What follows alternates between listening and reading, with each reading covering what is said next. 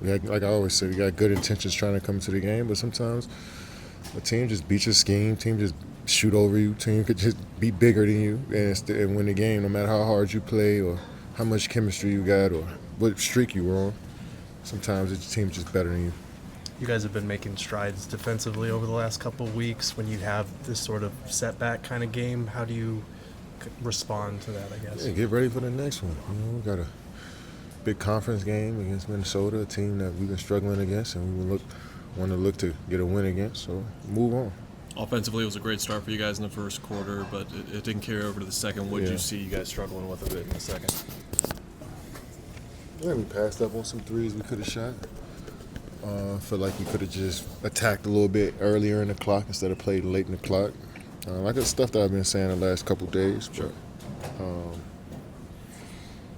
I think they made 12 more threes than us. Yeah.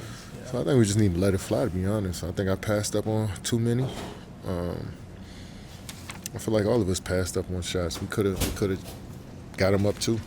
Is that something you think about coming into a matchup with Boston where you're going to take more than you usually would? I wouldn't say we think about it, but Okay. I think just the way the game is going down that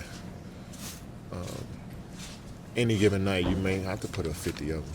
You know what I'm saying? So we got to be prepared for that. We always prepare for it, but they shoot a lot of threes, but they also do a good job of not giving up threes, not overhelping when they don't have to, playing switching, and if you're in a pick and roll, let it be a 2-on-2 pick and roll instead of helping off and giving up corner threes or wing threes or opportunities to scramble. They kind of play a 2-on-2 defense in that pick and roll, which is smart.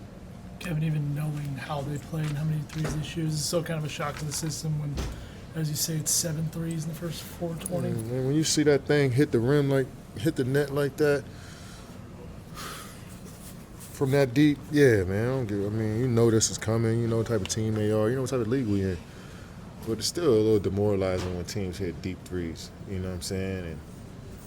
And it's not something you can always get used to. And then sometimes they don't even miss.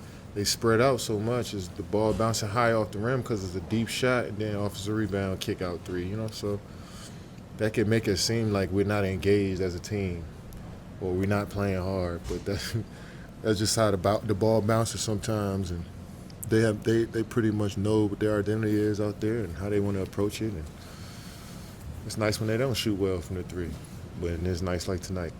When looking at the rotations, Coach was saying he wanted to put two on the ball early so they wouldn't play one-on-one. So how much was rotation needed to be better? It's risky putting two on the ball against a team like that, especially that's spread out.